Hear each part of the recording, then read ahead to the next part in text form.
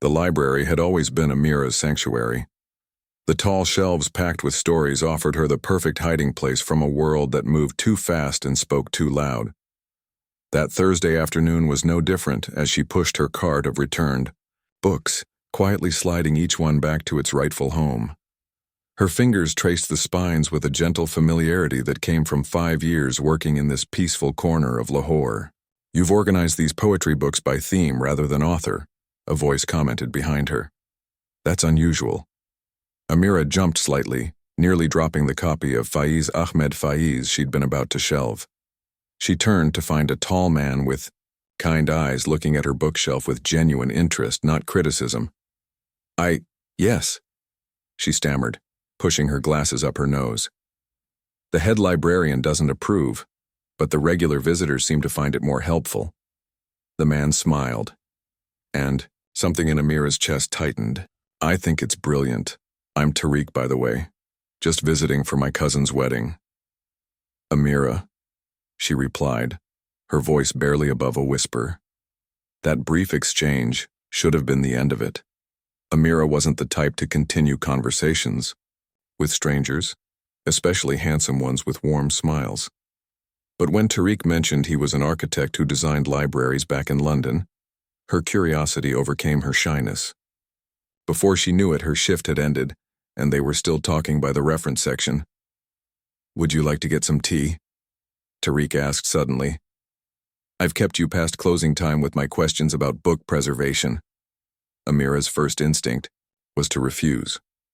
Her cousin Nadia's wedding celebrations were starting that evening, and she needed to help with preparations. But the words that came out surprised her. "Actually, are you attending the Iqbal Malik wedding tonight?" Tariq's eyebrows shot up. "That's my cousin Farah's wedding. Wait, you're related to Nadia?" The universe had a strange sense of humor. Two people from different countries meeting by chance in a library, only to discover they were about to attend the same wedding. Amira couldn't help but laugh, the sound escaping her like a bird finally freed from its cage.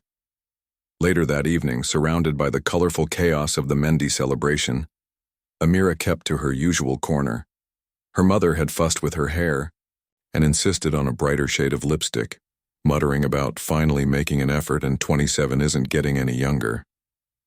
Amira had nodded along, but her thoughts were elsewhere, wondering if she would see Tariq again.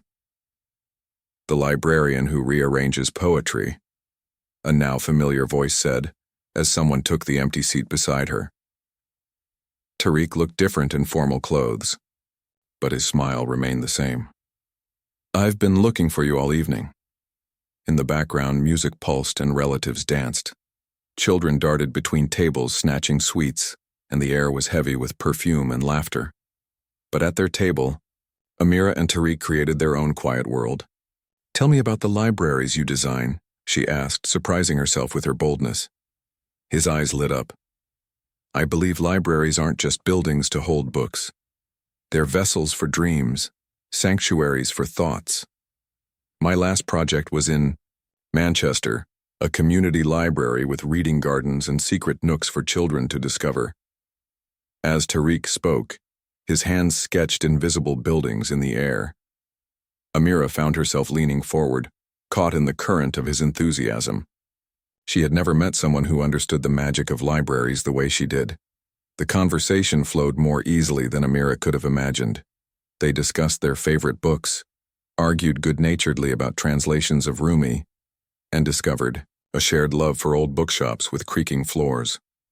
When Tariq described his childhood home in London, with its tiny backyard where his mother grew mint for tea, Amira could almost smell the fresh leaves. "And what about you?" he asked. "Have you always lived in Lahore?"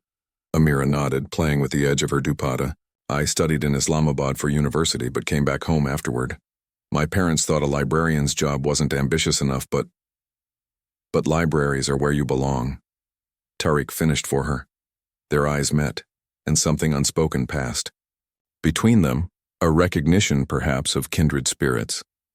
For someone who usually struggled to connect with others, this easy understanding felt like finding water in a desert. As the evening deepened, relatives began noticing their conversation. Amira's aunt walked by twice, giving significant looks. Her younger sister giggled behind her hand when passing their table. But for once, Amira didn't feel the usual rush of embarrassment. Something about Tariq's presence made her forget to be self-conscious. They were interrupted when Nadia, resplendent in red and gold, came to drag Amira away for family photos. Before leaving, Amira turned back to Tariq. "Will you be at tomorrow's ceremony too?" "Yes, but only briefly. My flight back to London leaves at 8 tomorrow evening." The words fell between them like stones in still water. Of course. He was just visiting. This connection, this unusual ease she felt in his presence, had an expiration date measured in hours, not days. Throughout the rest of the celebration, Amira found her eyes drifting to Tariq across the crowded hall. Once she caught him looking back, and the small wave he gave sent warmth spreading through her chest. But each time the reminder followed. He's leaving tomorrow. When the night ended and families began gathering their belongings, Tariq found her near the exit. "It was truly wonderful meeting you, Amira," he said, his voice sincere. "I've never connected with someone so quickly before." Amira wanted to say something meaningful, something that would capture the unexpected joy of their evening together, but her natural shyness returned at the worst moment. "Have a safe flight," she said instead, the words falling flat in the space between them. He looked as if he wanted to say more, but seemed to think better of it. With a final smile that didn't quite reach his eyes, Tariq said goodbye and walked toward the waiting cars. Driving home with her parents and sister, Amira stared out the window at the lit streets of Lahore passing by. Her mother chatted about the wedding decorations while her father complained about the loud music. Neither noticed their middle daughter's unusual silence. In her bedroom, changing out of her fancy clothes, Amira realized she didn't even know Tariq's last name or how to contact him. Tomorrow he would board a plane and return to his life in London, and she would return to her quiet existence among the bookshelves. Their paths, which had crossed so unexpectedly, would diverge just as quickly. As she laid down to sleep, Amira wondered why meeting a stranger for a few hours could leave such an impression. Perhaps it was because, for one evening, she had been fully herself with someone and felt completely understood. Morning light filtered through Amira's curtains, waking her earlier than usual. For a moment she lay still, trying to recapture the fading wisps of a dream. Then the memories of last night rushed back, the wedding celebration, the conversation that had flowed like water, and Tariq's kind eyes that seemed to truly see her. Tariq, who was leaving today. She rolled over and buried her face in her pillow. Why was she so affected by someone she'd met just yesterday? It wasn't like her to form connections so quickly. Most days passed with Amira speaking only to her family, her few close friends and library patrons asking for help finding books. But there had been something different about Tariq. The way he listened when she spoke, leaning forward slightly as if her quiet words were important. The way his eyes crinkled at the corners when he smiled. The way he understood her love for libraries without her having to explain. And now, he was leaving. In less than 12 hours, he would board a plane and disappear from her life as suddenly as he had entered it. Amira got up and went through her morning routine mechanically, her mind elsewhere. At breakfast, her younger sister Zara noticed her distraction. "You're thinking about that guy from last night, aren't you?" Zara teased, reaching for another paratha. "The one Auntie Farida saw you talking to for ages." "I don't know what you mean," Amira mumbled, her cheeks warming. "Please, you've been stirring your tea for 5 minutes without drinking it." Their mother looked up from her phone. "What guy?" "Amira, did you meet someone suitable at the wedding?" "It's nothing, Amu. Just someone visiting for the wedding. He's flying back to London today." Her mother's interest faded immediately. There was no point discussing a man who lived on another continent, but Amira couldn't stop thinking about him throughout the morning. She tried reading, then cleaning her room, then helping her mother with lunch preparations. Nothing could distract her from the constant awareness that with each passing hour, Tariq was getting closer to leaving. After lunch, she retreated to her bedroom and pulled out her journal. Maybe writing down her feelings would help clear her mind. But as she put pen to paper, what emerged wasn't her usual reflective journaling. "Dear Tariq," she wrote, then stopped, staring at the words.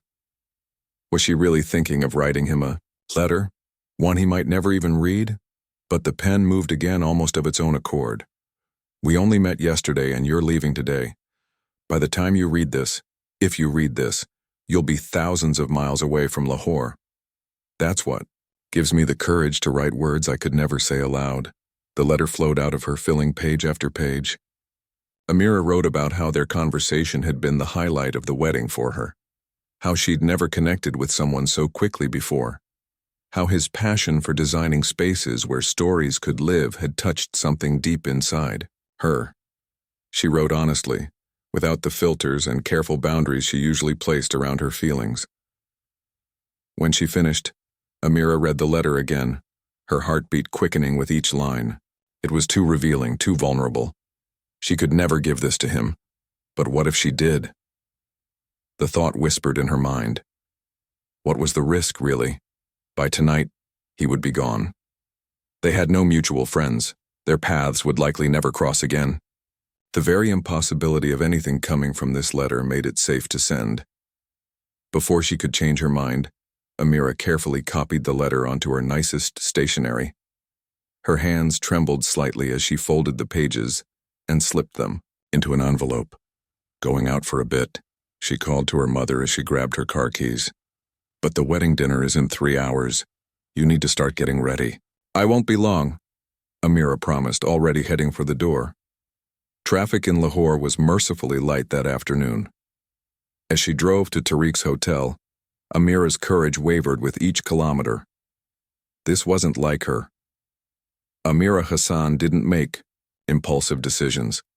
She didn't write emotional letters to men she barely knew. She didn't drive across the city on a whim.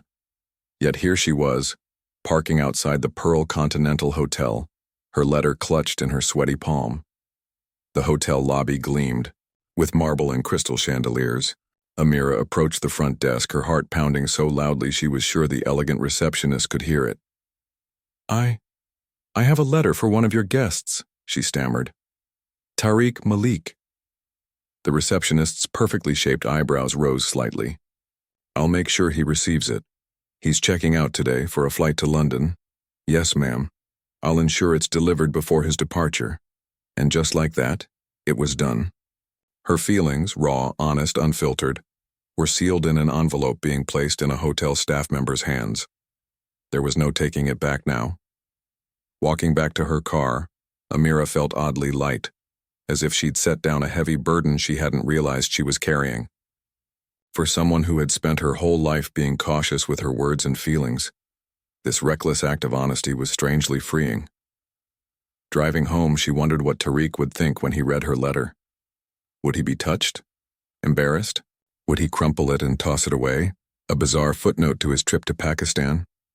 It didn't really matter, she told herself. She hadn't written it expecting a response. She had written it for herself, to know that for once in her life she had been completely honest about her feelings without fear holding her back. As she prepared for the evening's wedding dinner, applying mascara with unusual care, Amira felt different. The shy librarian who had started yesterday no longer seemed quite the same person as the woman looking back from the mirror, the woman who had bared her soul to a near stranger. "You look nice," Zara commented, as Amira emerged from her room in a deep blue outfit. "Different somehow." "I feel different," Amira admitted. That night at the wedding dinner, she looked for Tariq even though she knew he wouldn't be there. His flight would be taking off soon, carrying him away from Lahore, away from her. But the letter would go with him, a small piece of herself traveling to a place she had never been. For the first time in her life, Amira had done something brave with her heart. Whatever happened next, she would always have that. 3 weeks passed.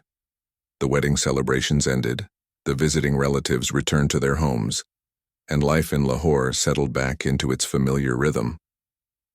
Amira returned to her quiet days at the library, recommending books to university students and organizing reading sessions for neighborhood children. If her co-workers noticed she seemed a bit distracted, checking her phone more often than usual. They didn't mention it. If they saw her expression fall slightly each time she opened her email to find nothing from a certain someone, they were kind enough to pretend they hadn't noticed. "You've been quiet lately," Amira's friend Noor commented one afternoon as they catalogued a new shipment of books. "Even for you." Amira shrugged, focusing on typing the ISBN number into the system. "Just tired. Wedding season is exhausting." Noor didn't sound convinced. "It wouldn't have anything to do with that guy you were talking to at your cousin's wedding? The architect from London?" Amira nearly dropped the book she was holding. "How did you—" "Your sister told my sister who told me," Noor said with a grin. "Small community, remember? Apparently you disappeared for a while the day after the wedding, very mysterious." Heat crept up Amira's neck. "It was nothing. He went back to London, end of story." But it wasn't the end. Not in her mind. Almost. Every night Amira replayed the memory of walking into that hotel, handing over her letter and driving away. Sometimes she felt proud of her courage. Other times, especially at 3 a.m. when sleep wouldn't come, she cringed thinking about what she'd written. Had Tariq even read it? Or had he found it after his flight, skimmed the first few lines and tossed it aside with a bewildered laugh? She would never know, and that uncertainty gnawed at her. That evening, Amira arrived home tired after a busy day. Her mother called from the kitchen that dinner would be ready soon. Her father was watching the news in the living room, the volume too loud as usual. Normal, everyday life that should have been comforting in its familiarity. She kicked off her shoes and checked her phone out of habit. There were a few messages in the family group chat and a reminder from the library system about tomorrow's community event. And there, nestled between her aunt's forwarded good morning message and a notification from her banking app, was an email from an address she didn't recognize. Amira's heart jumped to her throat. She hurried to her room and shut the door before opening the email. "Dear Amira," it began. "You're probably surprised to hear from me. I'm a bit surprised to be writing this, to be honest. I've started and deleted this email a dozen times in the past 2 weeks." She sank onto her bed, hands trembling. "I read your letter on the plane. Then I read it again when I landed in London. And again before going to sleep that night. I've read it so many times I practically know it by heart now. No one has ever written to me like that before, with such honesty and openness."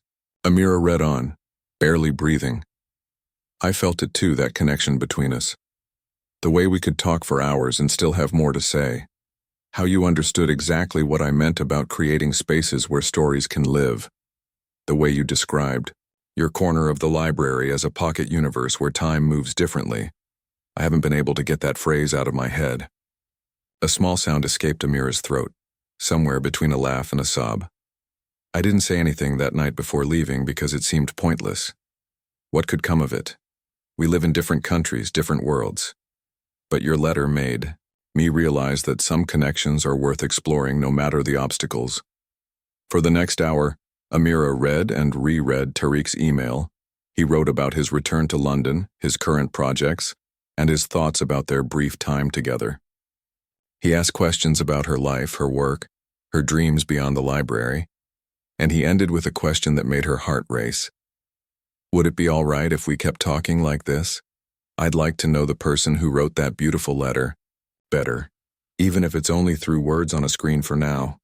When her mother called her for dinner a second time, the annoyance in her voice evident, Amira finally set her phone down. She stared at her reflection in the mirror, noticing the flush in her cheeks and the brightness in her eyes that hadn't been there in weeks. "Coming, Amu?" she called back, but she took a moment to type a quick reply. "Yes, I'd like that, very much."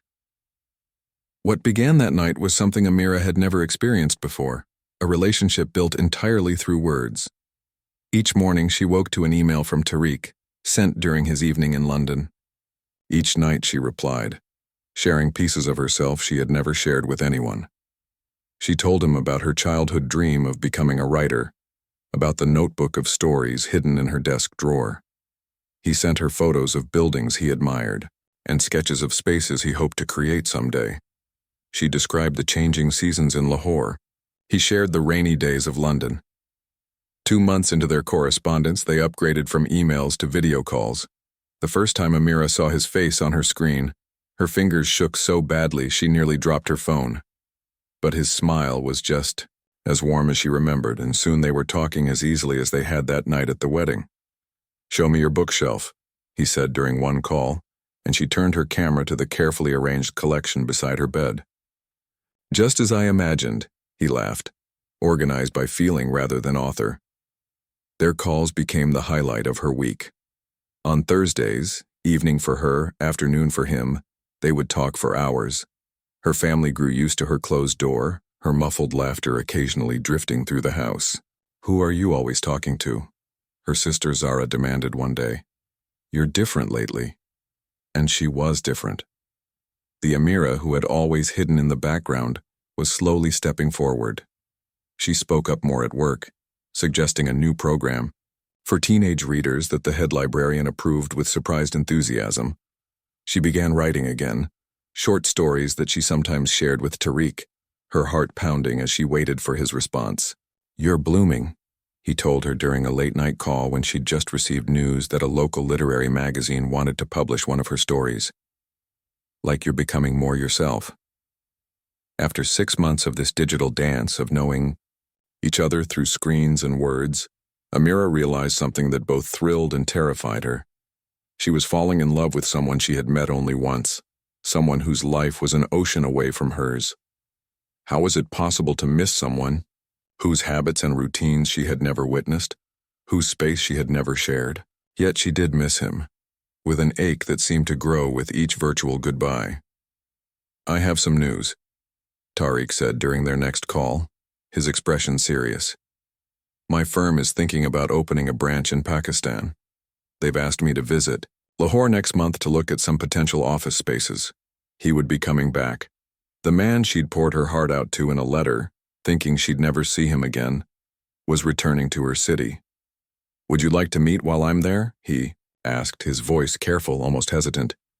"In person this time, not just through screens?" Amira stared at her wardrobe, clothes scattered across her bed like casualties of war. Nothing seemed right. Nothing seemed enough. After 6 months of knowing Tariq through words and pixelated video calls, tomorrow she would see him in person. Again, the thought made her stomach twist into knots. "Wear the blue one," Zara said, leaning against the doorframe of Amira's bedroom. "It makes your eyes look nice." "I don't know," Amira sighed, holding up the blue camise. "Maybe this is a mistake." Zara crossed the room and sat on the edge of the bed. "Why would meeting him be a mistake? You talk to him almost every day." "That's different." Amira folded the blue outfit carefully, then unfolded it again. "Through a screen I can think before I speak. I can be better than I am in real life." "Better?" Zara's eyebrows shot up. What does that even mean? How could Amira explain? Online? She had time to craft her thoughts to be witty and interesting. There was no awkward silence while she searched for words, no stumbling over her sentences when nervousness took hold. The Amira that Tariq had come to know over the past 6 months was her best self, thoughtful, articulate, confident. But what if that wasn't enough? What if, face to face, the magic between them disappeared? These fears had been growing since Tariq told her about his trip. With each passing day as his arrival in Lahore approached, Amira's anxiety mounted. 3 days ago, they had had their usual video call, and for the first time she had been distant, making excuses about being tired. Yesterday, she hadn't answered his call at all, sending a text about a family obligation instead. "I think I'm going to cancel," she said finally, sitting next to Zara. "What? Why?" "Because..." Amira struggled to put her feelings into words. "Because what if he doesn't like me? The real me sitting across from him at a table not knowing what to say." Zara was quiet for a moment. Then she reached over and took Amira's hand. "Remember when I had stage fright before the school play last year?" Amira nodded. Her sister had been cast as the lead in her school production, then spent weeks terrified of forgetting her lines. "You told me something I still think about. You said, being scared of something doesn't mean you shouldn't do it. It just means..." It matters to you.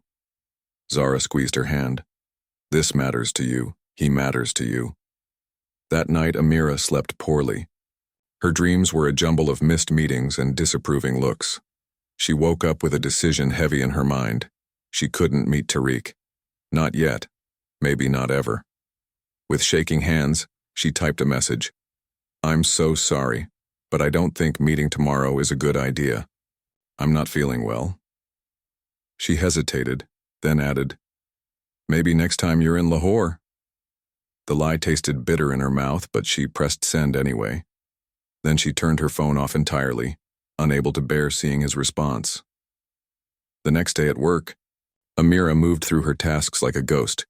Her co-workers noticed her distraction, but no one commented. By mid-afternoon, the guilt was eating away at her. During her break, she finally turned her phone back on. 3 missed calls from Tariq. 5 text messages, each more concerned than the last. And 1 voice message, sent just an hour ago. With trembling fingers, she pressed play. Amira. His voice filled her ears warm and familiar despite the slight distortion of the recording. I understand if you're not feeling well, but I've known you for 6 months now and I think something else might be going on. If you're nervous about meeting, that's okay. I am too. He paused, and she could almost picture him running a hand through his hair the way he did during their video calls when he was thinking. But here's the thing. I didn't fly halfway across the world just for work meetings. I came to see you, the real you, not just the version I see through a screen. And I hope you want to see me too. Tears pricked at the corners of Amira's eyes. I'll be at the Royal Coffee House near your library at 5 o'clock. If you come, that would make me happier than I can say. If you don't, I'll understand. But I hope you'll give us a chance. The message ended. Amira checked the time. 4:30 p.m. If she left now, she could make it. But fear still gripped her heart. What if she ruined everything by being her awkward, real-life self? What if she couldn't think of anything to say? What if she knocked over her cup or said something stupid? She sat frozen at her desk, the minutes ticking by. 4:40, 4:45. At 4:50, her phone chimed with a text from Zara. Did you meet him yet? How's it going?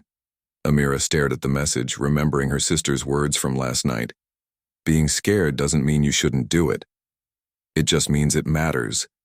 And Tariq mattered, so much that it terrified her. At 4:55, she grabbed her bag and rushed out of the library. The Royal Coffee House was just 2 blocks away. She could make it if she hurried. Her heart pounded with each step. People blurred past her on the busy street. What would she say when she saw him? How would she explain her almost rejection? The coffee shop came into view, its blue awning flapping gently in the breeze. Through the window, she could see customers sitting at small tables, sipping from steaming cups.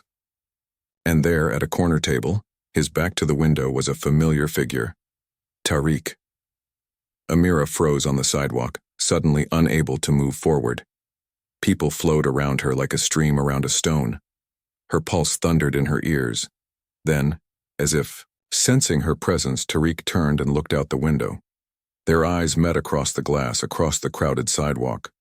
For a heartbeat, neither moved. His face broke into a smile, that same warm smile she'd first seen in the library 6 months ago. He stood, gesturing for her to come inside. It was too late to run now. Drawing a deep breath, Amira pushed open the door of the coffee shop. The smell of coffee and cardamom enveloped her as she made her way to his table. You came, he said, standing as she approached. Up close, he was both familiar and new. The same kind eyes and gentle smile she knew from countless video calls, but also 1,000 details the screen had never captured. The exact way light caught in his dark hair, the slight crease between his eyebrows, the faint scent of sandalwood that surrounded him. I almost didn't, she admitted, her voice barely audible above the cafe's ambient noise. I'm glad you changed your mind. He pulled out a chair for her. I ordered chai for both of us. I remembered you don't like coffee. That small detail, that he had remembered something so insignificant about her, broke through the ice of Amira's fear. I'm sorry about the message. The words tumbled out as she sat down. I got scared. The Amira you know through emails and calls, she's more confident than I am in real life. I was afraid you'd be disappointed when you met the actual me. Tariq's expression softened. Amira, do you think I haven't been nervous too? That I haven't worried the real me might not live up to the person you've been talking to? We've both been showing our best selves to each other. That's normal. But I want to know all of you, not just the parts that are easy to share. He reached across the table, his hand stopping just short of hers. The woman who wrote me that letter 6 months ago was brave enough to be honest about her feelings. I'm hoping she's still brave enough to give us, a real chance. Slowly, hesitantly, Amira placed her hand in his. So, Tariq said, with a gentle smile, shall we start again? Hello, I'm Tariq. It's nice to finally meet you in person. And despite her racing heart and flushed cheeks, Amira found herself smiling back. Hello, Tariq, I'm Amira. And yes, it is. The week that followed their coffee shop meeting passed in a blur for Amira. Each day after work, Tariq would be waiting for her outside the library, sometimes with a small gift, a book he thought she might enjoy, a pastry from a bakery he'd discovered, once even a pressed flower he'd found in a park. They explored Lahore together, but not the tourist version. Amira showed him her Lahore, the small bookshop tucked away in a side street where the owner always set aside new poetry collections for her, the quiet garden behind the museum where she sometimes went to write, the rooftop cafe where you could watch the sunset paint the city gold. On the third day, Tariq took her to see a building his firm was considering for their new office. As they stood in the empty space, sunlight streaming through tall windows, he described his vision for what it could become. The reception area would be here, he said, gesturing to a corner. And over there, we could have a small library with architecture books and local literature. What do you think? Amira looked around, trying to see the space through his eyes. It feels hopeful, she said finally. Like a place where new things could begin. He smiled at that, his eyes crinkling at the corners in the way that always made her heart beat a little faster. By the fifth day, something had shifted between them. The initial awkwardness had melted away, replaced by an ease that surprised Amira. In person, she still sometimes stumbled over her words or felt her cheeks flush when he looked at her a certain way. But she was discovering that Tariq had his own small vulnerabilities too. The way he fidgeted with his watch when nervous, how he sometimes repeated himself when excited about a new idea. These small imperfections didn't diminish him in her eyes. If anything, they made him more real, more human, and they helped Amira understand that perhaps she didn't need to be perfect either. On the evening before his scheduled return to London, they sat together in Amira's favorite garden.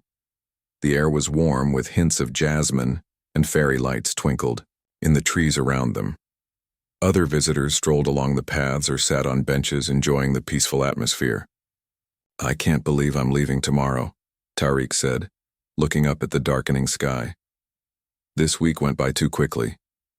Amira nodded, unable to put into words the heaviness that had settled in her chest. She had known this was coming, of course. Had reminded herself daily that his visit was temporary, but knowing hadn't prepared her for the actual feeling of watching their time together slip away. What happens now? She asked softly. After you go back? Tariq turned to face her, his expression serious. That depends. On what? On whether I accept the position here in Lahore. Amira's breath caught. You mean, my firm offered me the role of heading the new office, Tariq said. If I say yes, I'd be moving here, permanently. The world seemed to still around her. And, have you decided?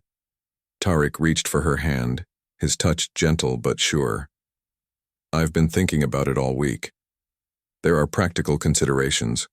Of course, my family, my apartment in London, the logistics of moving to a new country. Amira nodded, trying to keep her expression neutral despite the hope blooming in her chest. But then there's you, he continued. This connection between us that started with a chance meeting and a brave letter. 6 months of getting to know each other through screens and words. And now this week together, which has only confirmed what I already suspected. What's that? Amira's voice was barely above a whisper. That some people come into our lives for a reason. That sometimes we meet someone and something inside us recognizes them, even if we can't explain why. He squeezed her hand gently. I don't want to go back to only seeing you through a screen, Amira. I want to be where you are.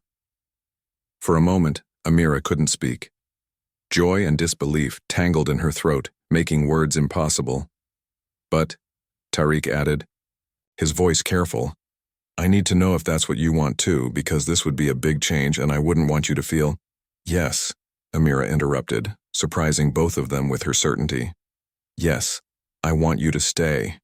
His smile could have lit up the entire garden. Then I'm staying. Later that evening, as they walked together under the stars, reality began to set in. What will your family say? Amira asked. About you moving here? Tariq laughed softly. My mother will be thrilled. She's been dropping hints about me settling down for years. My father might be more practical, ask about the career implications, the financial details. But they'll support me. They always have. He glanced at her. What about your family? What will they think about us? It was a fair question. Pakistani families could be traditional, especially about relationships. But Amira had been thinking about this too. My sister already likes you, based solely on how happy I've been lately, she said with a small smile. My mother will have 1,000 questions, and my father will be quiet at first, watchful.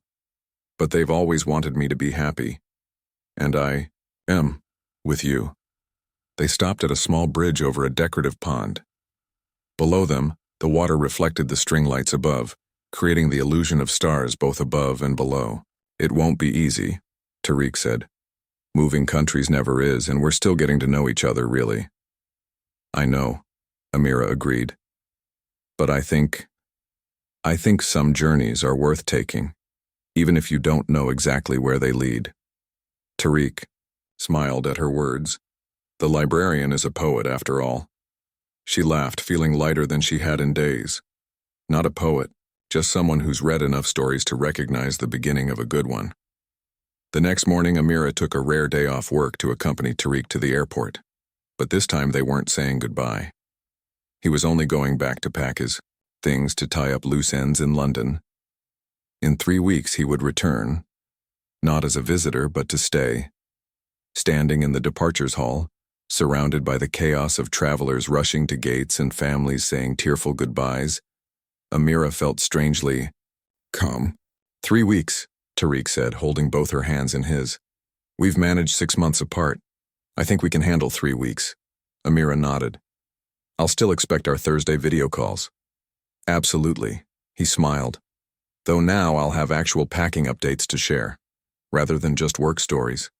As his boarding time approached, Amira found herself thinking about that day 6 months ago, when she'd driven to his hotel, heart pounding, to deliver a letter she never expected would change her life.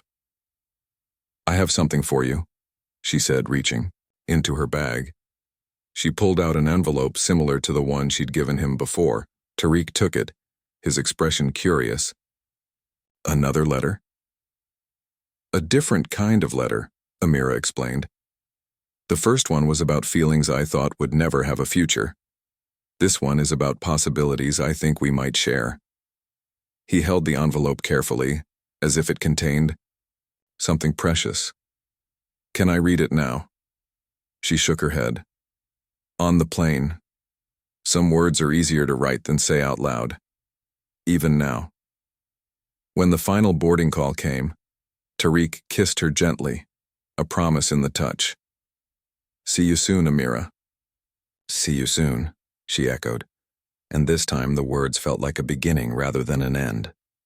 As she watched him walk through the security gate, Amira thought about how strange life could be, how a quiet librarian who had spent years hiding in the background had found the courage to step forward, how a letter written with no expectation of response had started a conversation that was still unfolding. She didn't know exactly what the future held for them. There would be challenges, adjustments. the everyday work of building a life together. But as she turned to leave the airport, Amira felt something she had rarely experienced before. The quiet certainty that she was exactly where she was meant to be, heading exactly where she was meant to go. The shy girl who had confessed her feelings to a man she thought she'd never see again had found not just him, but herself in the process.